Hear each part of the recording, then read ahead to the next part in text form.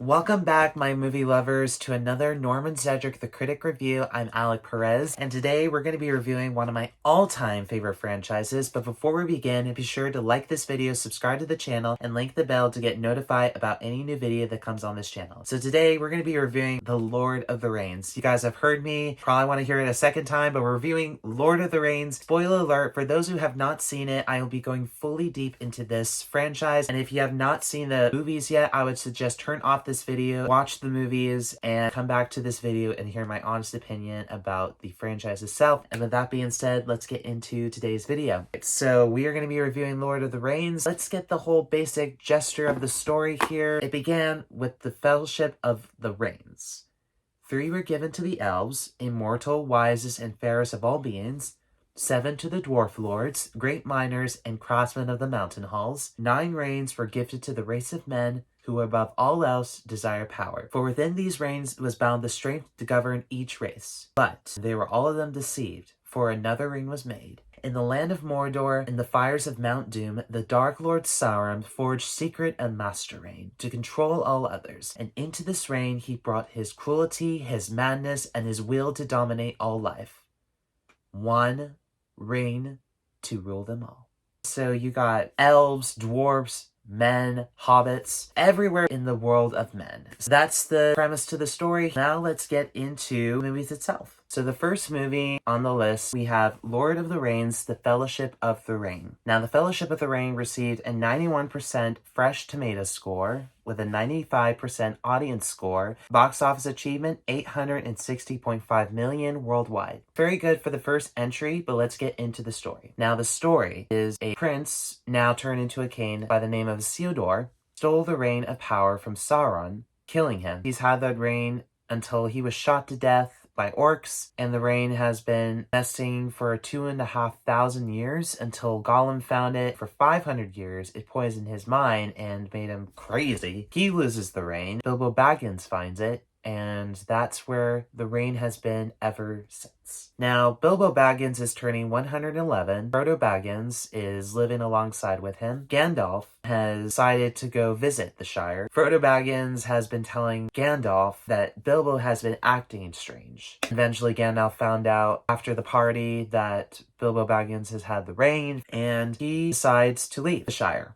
He was getting too old for this nonsense of him getting kicked out of his hobbit hole. Frodo Baggins is now officially leader of the Bag End place. Eventually, Gandalf decides to investigate on where the ring came from, how it made itself be. So he goes to Minas Tirith and finds out the whole ideal of the reign, where it come from, how it worked to Bilbo Baggins, really to anybody. And there was, by the name of the Nazgul, the Ring Wraiths, who are sentenced as slaves to find the Ring of Power and return it back to its master. And Frodo Baggins had to leave Bag End. He has company along the way by Samwise Gamgee. And along the way, they run into Merry and Pippin, the two crazy nincompoops. And they work their ways into their first destination, Helm's Deep, where they met with Aragorn, by the name of Strider at the time. Gets stabbed by the Nazgul, enter into Rivendell, thanks to Arwen for rescuing Frodo. And that's where the team assembles with the 9. You have my sword by Aragorn, you have my bow by Legolas, and my axe by Gimli. Gandalf leads the pack. You have Boromir and his long-fellowed 3 hobbits, Merry, Pippin, and Samwise Gamgee. 9 companions that became the Fellowship of the Ring. And they're on their way to Mordor, where the ring was made and where it can be destroyed. They lost people along the way. They parted ways. This is where it goes to the next story. That is the story to the Fellowship of the Ring. I would say, as I was growing up, I would recite this movie so many times. I would watch the franchise like every week. But if I had to review this movie, it's at a number 3. The only reason I'm putting it at a number 3 is that in the movies, there aren't so much action in it. It's really just bringing the team together. So you're getting side stories with Frodo and Sam. Merry and Pippin get lost with the orc trend when they were being captured. And then Boromir dying, with Aragorn, Legolas, and Gimli finding them. But then eventually forgetting that they were even like lost because they were being taken care of by trees, which we'll get into the next story. But if I had to rank this would have to be at a number 3. Next up on our list, we have Lord of the Rings, The Two Towers. Before getting into the story, let's talk about the review and the achievement this movie made. This sits at a 95% fresh tomato score with critics and a 95% audience score. The total achievement in the box office of $949 million worldwide. This was achieved more than Fellowship and Return of the King with the critics and audiences. But now let's jump into the story. So in the Fellowship of the Ring, we are now introduced with 4 side stories. We have Frodo and Sam going to Mordor, Legolas, Aragorn, and Gimli finding Merry and Pippin, Merry and Pippin taken and captured by the orcs, going into Isengard to meet with Saruman, who betrayed Gandalf in Fellowship of the Ring. And then we have the whole shock and awe of Rohan being attacked by orcs and under attacked by Saruman's eye view, controlling the cane himself. So we start off with Frodo and Sam making their way to Mordor. Fortunately get run into Gollum,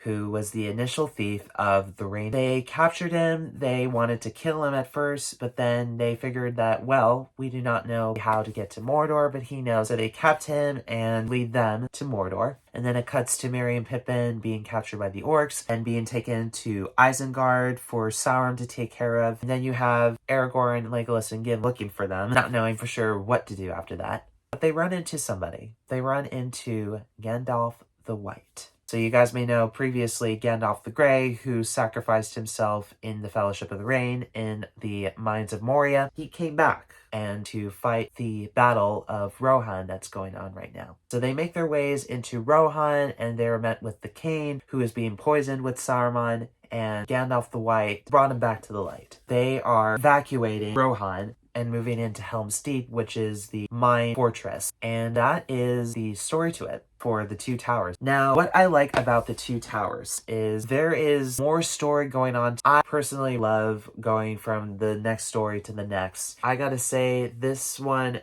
was action-packed.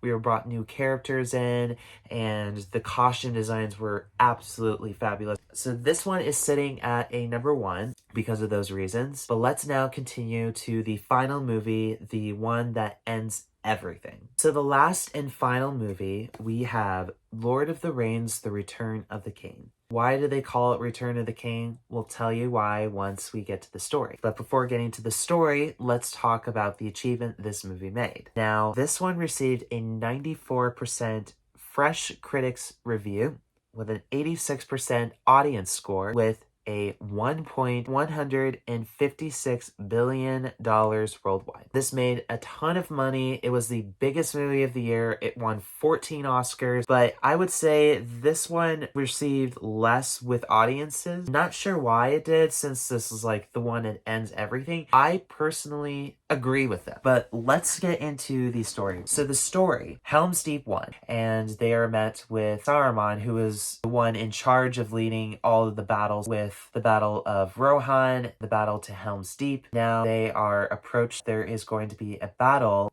in Minas Tirith.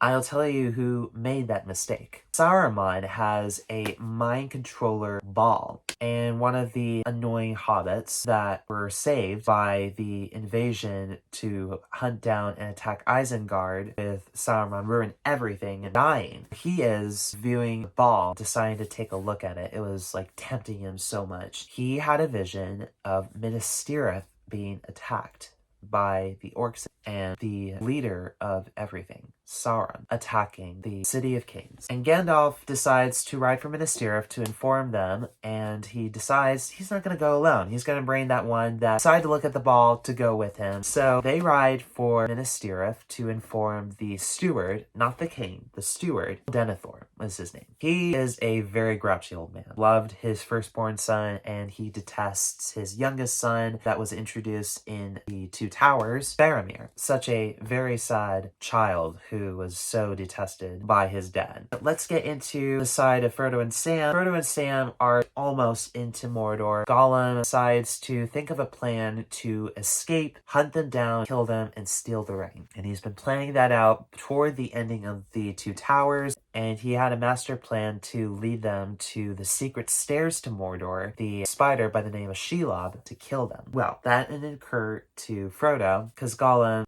allured him to go against Sam, try to get him away. But enough of Frodo and Sam, let's now jump into the Battle of Minas Tirith. So the orcs finally decide to hunt down Minas Tirith, burn it to the ground. The beacon was light, the Rohan armies are approaching, figuring out that they're going to obviously die fighting for a town they didn't ask to fight for, but they did it anyway. They achieved it very successfully. Aragorn brought the army of the dead to go invade this attack, and they all went. But not quite yet. You see, they have another battle they have to fight for. Battle to save Frodo and Sam, to make their way to destroy that ring, to go to the gates of Mordor. And they achieved. Frodo destroyed the ring. We've had some moments where he tried to keep it, got bitten by Gollum. I would say they live happily ever after. Most of them.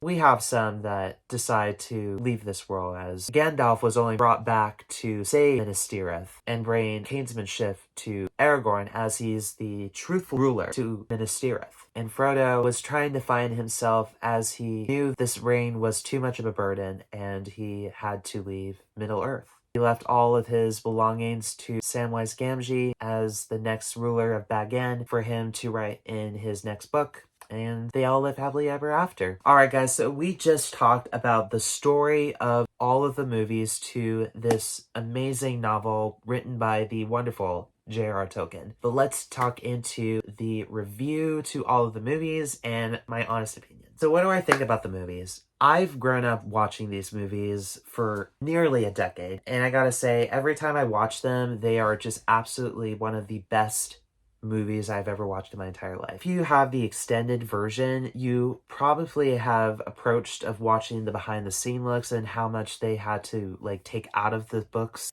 and switch the stories around a little bit. So like you get some scenes from the Two Towers in Return of the King, and then Fellowship of the Ring, they like lasted and took all of Tom Bombadil's characters out of it. But I have to say, just these movies are just something that I really love going back into and want to just like keep watching and watching again. Right here, it started in 2011. In 2011, my older brother bought an extended cut version of the franchise. I've never actually really seen the theatrical version. I probably do not want to. What do I have to say about this? I have to say, Peter Jackson was spot on and did so much that I'm writing this review right now. It might not just be a review itself, but the writing team, the visual effects team, the art department were absolutely fabulous. And the start of a new company for the armor, Weta Digital, they went so out with all of the sets, props, designs, and the writer herself, Philippa Boyens, was so amazingly executed of writing a very decent movie. Just a shout out to the frontmen who came with the sound designs. If you have not watched the extended cut, I would recommend for those who have the extended cut edition to go watch it. I've learned so much with that movie of just watching all of that and how they put everything together. But the achievements, 2001 came, and the Fellowship of the Ring was the very first one that came out. Two Towers came, that was achieved so much with critics and audiences, but when it came to Return of the King, that became the best movie of the year. 14 Oscar nominations, and an Oscar for Annie Lennox, who wrote Into the West credit scene. It was a very big moment with whole team to the Lord of the Rings.